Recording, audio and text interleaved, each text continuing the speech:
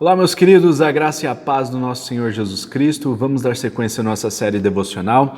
No livro de Ezequiel, hoje nós vamos estudar os capítulos 4 e 5 deste livro que é um tanto enigmático, um livro profético, também classificado como uma literatura apocalíptica, visto que trata do fim dos tempos. Então, nós temos aqui muitos relatos que Ezequiel faz questão de registrar. Deus fala com este homem e o chama de filho do homem, na verdade, né? E esse filho do homem faz referência à pessoa de Jesus Cristo. Ezequiel seria então um tipo, ou seja, alguém que representa a figura de Jesus Cristo no Antigo Testamento. Nós não vamos ler o texto todo aqui, visto que o texto é um pouco extenso, mas eu quero te incentivar a ler os capítulos 4 e 5 desse livro para que você tenha um entendimento mais profundo e verifique se aquilo que a gente está conversando aqui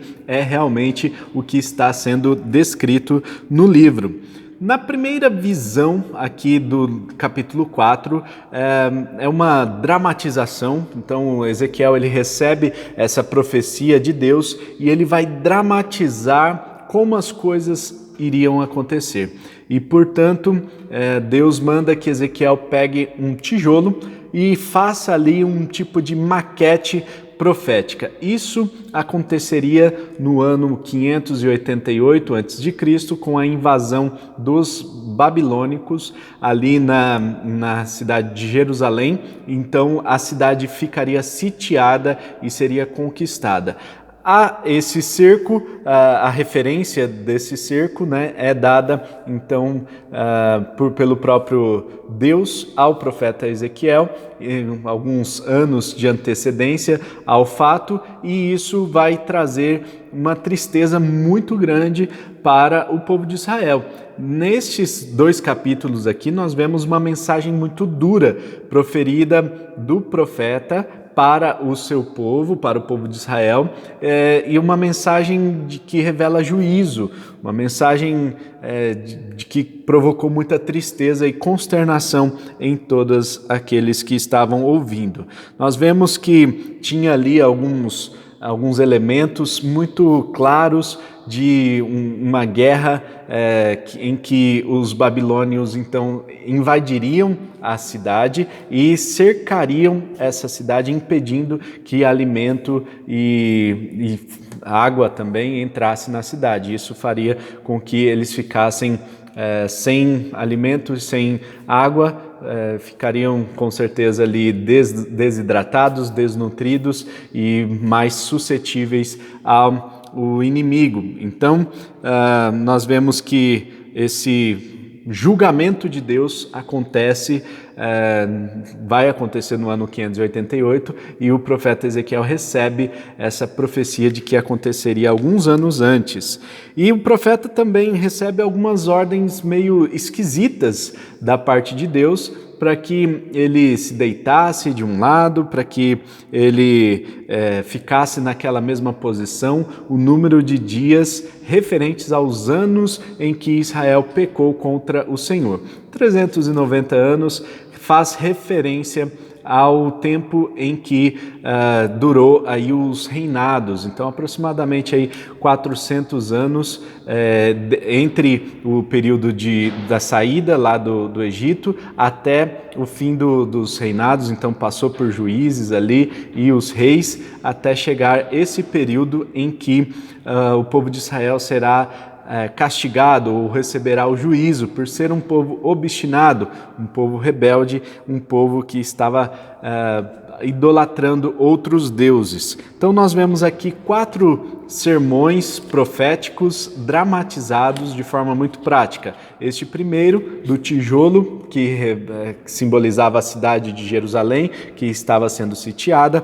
Este segundo sermão, que fala do julgamento de Judá e as ordens de Deus em relação ao profeta para que ele ficasse deitado de um lado, depois do outro lado. Isso vai até o capítulo 4, versículo 8, e depois nós vemos a partir do capítulo 4, versículo 9, até o finalzinho, até o versículo 17, nós vemos a fome na cidade. A cidade estava impedida de receber os alimentos, impedida de receber a água e, portanto, impedida de ser abastecida. As pessoas iriam ficar com fome, a escassez seria tão grande que havia o risco até de as pessoas se alimentarem de outras pessoas e, por isso, o juízo seria muito grande sobre aquela cidade. Deus fala para o profeta amassar ali uma porção de trigo com alguns grãos, e isso simbolizava o pão mais pobre que existia naquela época, um pão que era feito pelas famílias mais miseráveis. E percebam também que a quantidade de pão é muito pequena, né? Então teria que ser 240 gramas do pão por dia, né? Então era uma quantidade de alimento muito pequena. 240 gramas é pouco alimento para sustentar uma pessoa durante um dia inteiro, e a pessoa só tinha essa porção de alimento por causa desse sitiamento que aconteceu mais tarde. Bom, essa profecia também revela aí a escassez, a pobreza que o povo estaria, e ao ponto de ter que usar fezes de pessoas fezes humanas, né, para fazer fogo, para fazer o alimento, para cozer o alimento. Ou seja, é um ponto assim onde a situação ficou realmente degradável, já não tinha mais condições sanitárias de vida, e este é um problema muito sério nesta época aqui. Bom, o que nós temos depois no capítulo 5 é a dramatização do quarto sermão prático aqui, né, onde fala sobre o destino do povo, o que aconteceria com o povo após esse sitiamento da cidade e a fome que eles passariam. O destino, então, resumidamente, está lá no capítulo 5, versículo 12, 1/3 de seu povo morrerá de peste ou perecerá de fome dentro de seus muros, 1/3 cairá à espada fora da cidade, e 1/3 dispersarei aos ventos e perseguirei com a espada em punho. E isso tudo foi representado de uma forma muito dramática pelo profeta. Ezequiel era um sacerdote e ele passou aqui por esse rito de purificação ligado ao voto do nazirado, né? Nazireado, algumas referências falam nazireado, né? Outros nazireado. Então, esse sacerdote fazer um voto desse tipo, Ezequiel, fazer um voto do nazirado, poderia ser algo que realmente provocou chamou a atenção das pessoas, já que o sacerdote ele já possuía um estilo de vida de consagração, enfim, não era obrigatório que ele passasse por esse tipo de voto, mas ele faz esse voto e com o cabelo raspado, ele daria essa mensagem de juízo contra o povo de Jerusalém.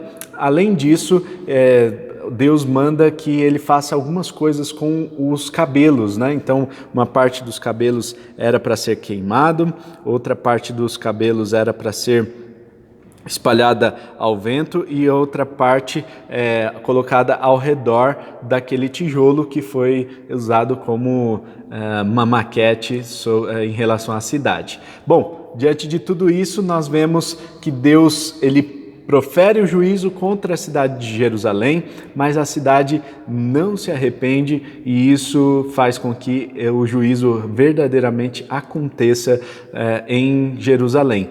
Quando a cidade foi sitiada, os babilônicos então rodearam a cidade, atacaram a cidade, muita fome, muita escassez, muita pobreza, a cidade foi impedida de ser abastecida. Com isso, 1/3 das pessoas ficaram com muita fome, padeceram de fome, padeceram de peste ou doenças, já que as condições sanitárias eram as mais difíceis. Um terço caiu fora da cidade à espada, porque os soldados mataram, e um terço foram dispersos para o cativeiro babilônico, foram levados como presos de guerra para a Babilônia. Assim, nós vemos o cumprimento da profecia do Senhor e no capítulo 6 aqui do livro de Ezequiel a gente vai ver ainda mais profecias e mais revelações que Deus entregou ao profeta em relação a Jerusalém.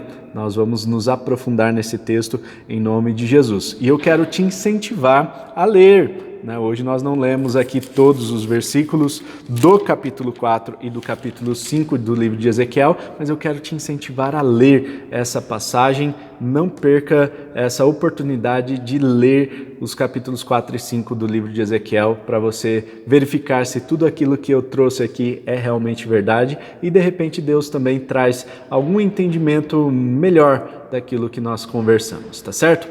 Vamos orar?